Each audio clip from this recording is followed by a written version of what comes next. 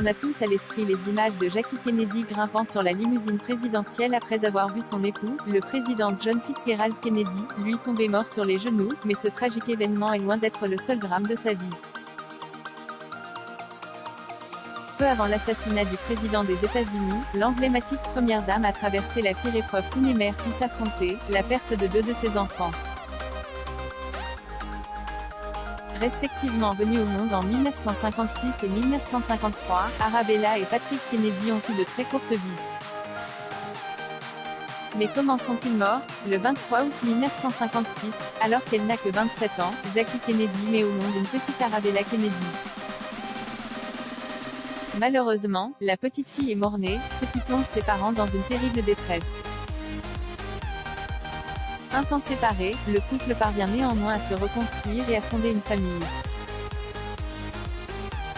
Mais après les naissances heureuses de Caroline Bouvier Kennedy en 1957 et de John Fitzgerald Kennedy, Jr. en 1960, le drame se répète. Le 7 août 1963, Jackie Kennedy donne naissance à Patrick Kennedy. En détresse respiratoire, le petit garçon est transféré à l'hôpital de Boston et placé en couveuse. Par malheur, les efforts des médecins ne suffisent pas à le sauver et le petit Patrick s'éteint le 9 août 1963, 2 jours après sa naissance.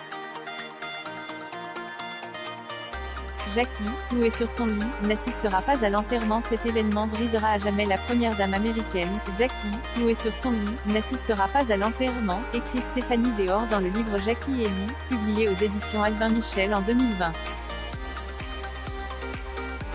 Elle ne verra pas son mari s'effondrer sur le minuscule cercueil blanc.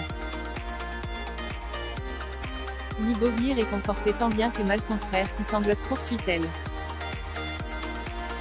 Elle sombre dans une effroyable dépression, personne ne peut rien pour elle.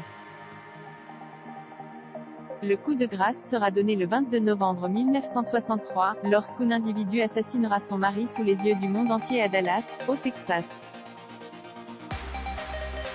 Décédée en 1994 des suites d'un cancer du système lymphatique, Jackie Kennedy repose aujourd'hui au cimetière national d'Arlington aux côtés d'Arabella et Patrick, ainsi que de son premier époux, John Fitzgerald Kennedy.